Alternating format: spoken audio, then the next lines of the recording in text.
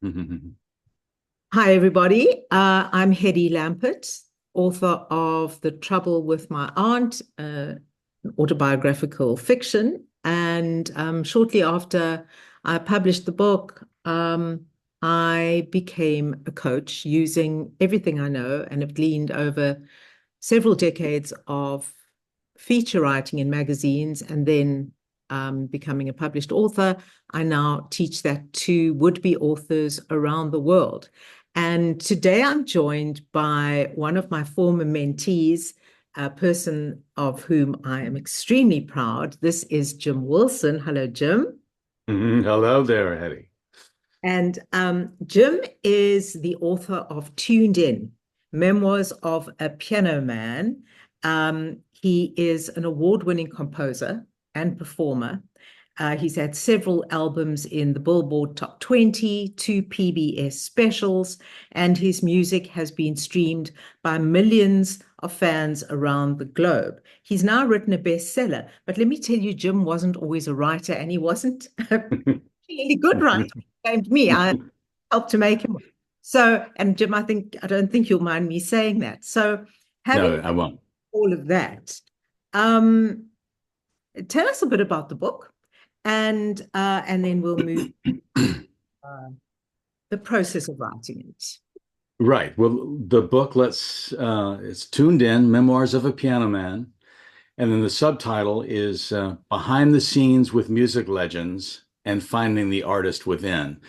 And to authors, I will tell you that finding the right title and the right subtitle is going to be hours and hours and hours of anguishing over exactly the right words. And tuned in turned out to be the perfect title because it's a kind of a play on words. I'm a piano technician who's had the great fortune of being able to work with some of the greatest names on the planet and to be in their company and to learn from them. But I'm also a recording artist. So the book title has a play on words of tuning, piano tuning, tuned in.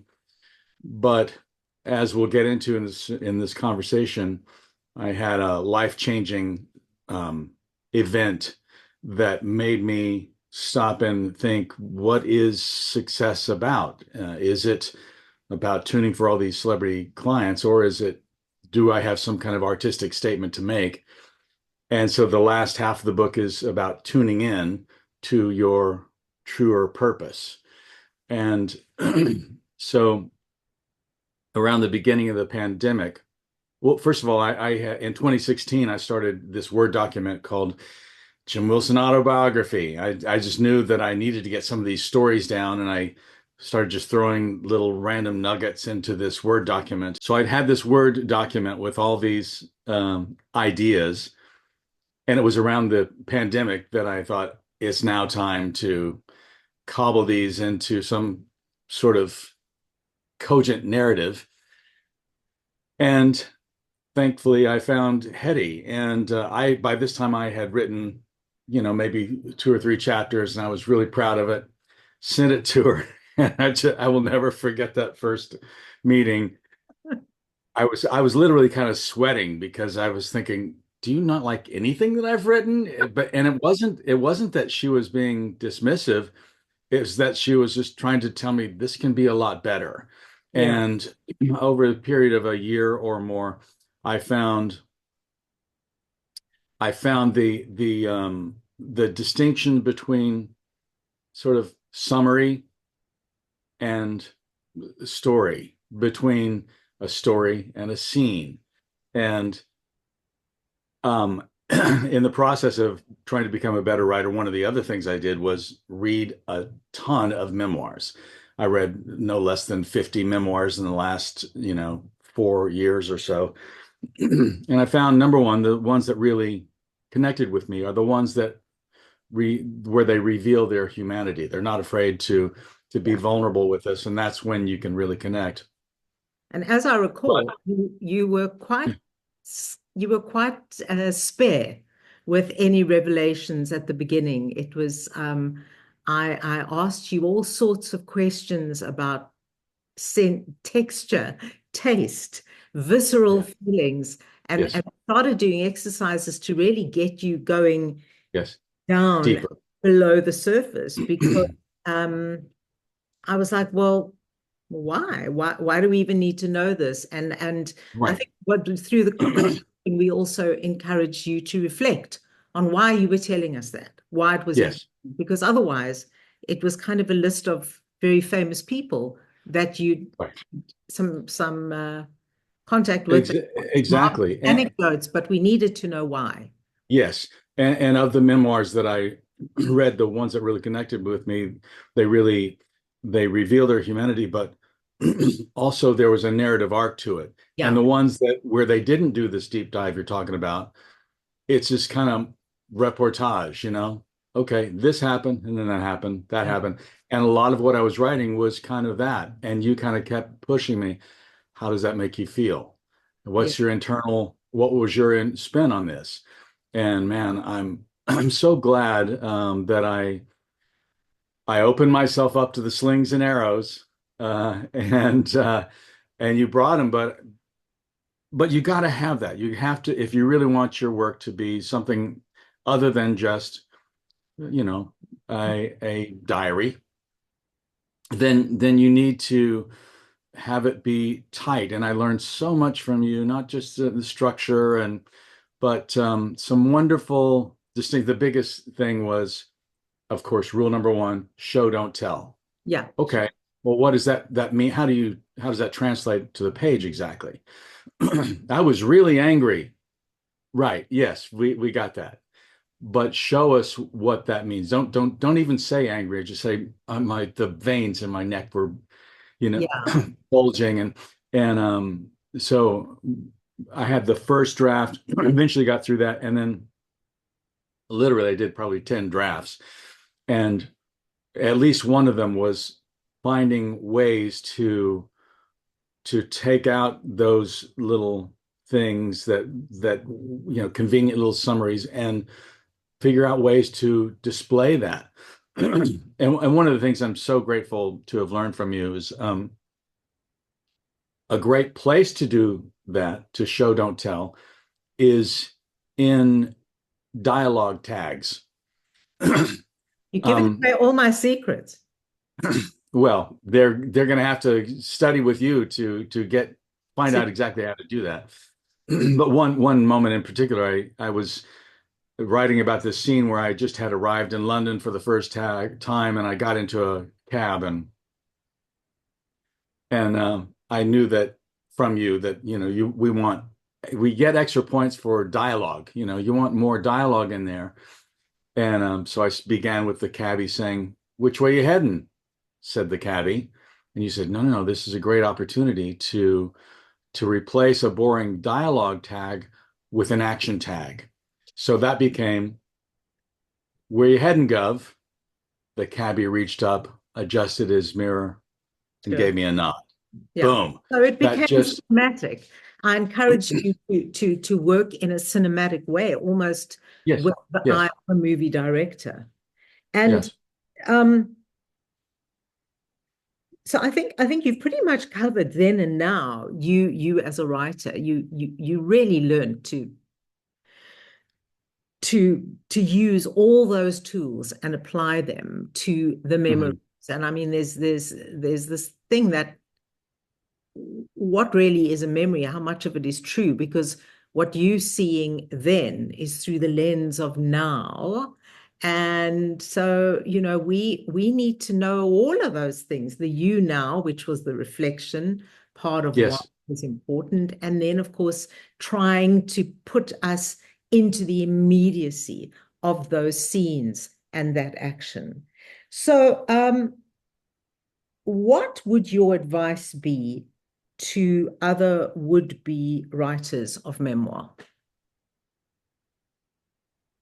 well, obviously, I'm going to say, find a great coach. I'm Yeah, I'm so grateful to have found you, thank you. and that would be a great place to. Number one, just start getting your ideas out there, and as you start collecting these ideas, you're going to go, okay, maybe I need some help in sort of organizing these and figuring out what's vital to the narrative. And then for me, I had to, as all this stuff kind of kept coming up, these ideas of what to include, I had to go, okay, what exactly is the narrative story?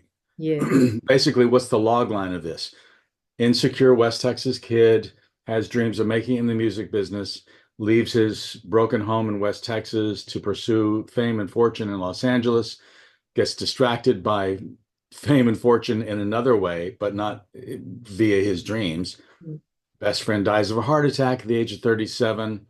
That's the catalyst that makes him realize life is short. Get the fuck on with your dreams.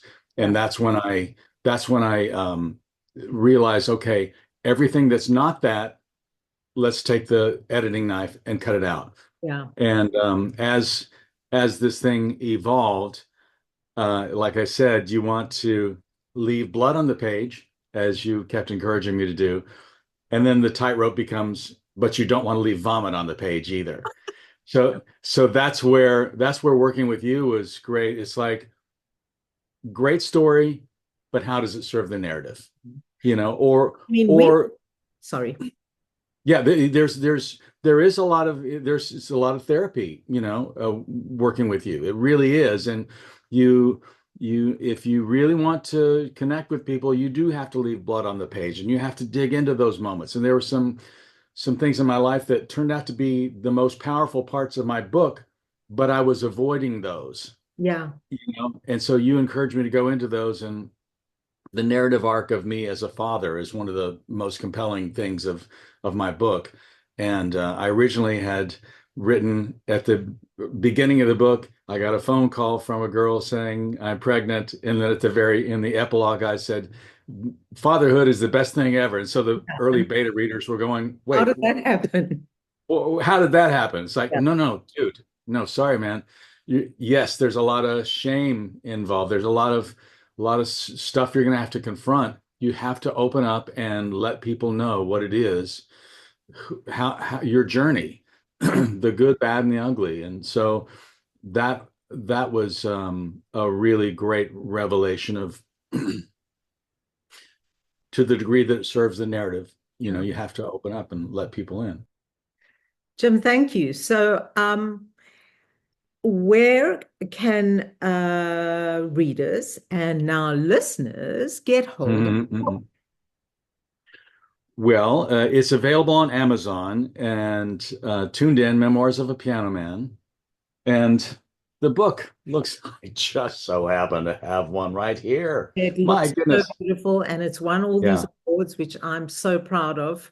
Um, thank you very much. and yeah, and now you have, so it's ebook and print, but now you've recorded an audiobook and there's something Audiobook. special about that audiobook. Tell us what that is. Well, I wrestled on for a while on how to get this done, and I was going to have an actor read it, and I had him read a few lines, and I thought that's so far connected from the reality of the book. So I stepped up and I narrated the whole thing myself. And boy, I tell you, if you do that, be ready to have your life flash before your eyes. And I was emotionally drained at the end of every one of those days because it's my life story and so emotional. But I narrated the whole thing. It was submitted to NARAS for Grammy consideration. It was on the first round ballot. I did not go to the second round. However, the number of people who have been exposed to this book as a result of that, yeah, I'm just so heartwarmed. I need a writing coach to help me with that sentence. My heart, I'm verklempt. I'm very pleased by all the people who reach out to me and say, "God, I enjoyed it so much." Yes, there's some fun window dressing in there about But getting to but hang out with all these incredible artists. you What's forgot to that? say that your music is on the audiobook. Yes, well, yes, indeed. That's the greatest thing about this audiobook is that we got to incorporate over 38 pieces of my music. Wow. And as we were doing this, my editor and I, my audio engineer, I said, "How about this?" And we would put it in there. It was just like, oh my God, it's as if this music was composed for that moment. And Wow. who knew over the last 20 something years, as I was composing my piano featured instrumentals, that I was literally composing the soundtrack to my life. Wow. That's wonderful. And just Yeah. again, so so proud and congratulations. And Thank you. it's been wonderful seeing you again after all this time. Because we spent Yes, a indeed. lot of you showed up week after week, and we read through twice every single line of that That's book right. together, sharing the screen, and we wrestled with every single word to make it perfect. So, Every single word. And I that was so great the way it was every single week, because I wanted to have something to show for you, and as I got better and better, I got more and more excited. Oh my God, I can't wait for this. And and there was some how we took scenes and slowed them down, and other ones we sliced them down to where they you got the essence of it in just a couple of sentences, you know. and you were an amazing student in that you listened, and every week your writing got better and better, which was just wonderful to see. So Thank you. everybody, thank you for watching and listening. And Jim's given you, I'll put a link at the bottom of this video for his book, and a link if you are interested in having a coach for your writing efforts. And thank you, Jim. Yeah, thank you very much for having me, Hedi.